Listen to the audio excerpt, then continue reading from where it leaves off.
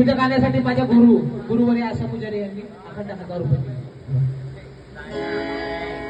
आगा सर्व ओंकाराला बोलला खाबाई त्यांना अन जात नाही. आगा सर्व ओंकाराला बोलला खाबाई त्यांना अन जात नाही. मग येऊ दे दया तुला येऊ दे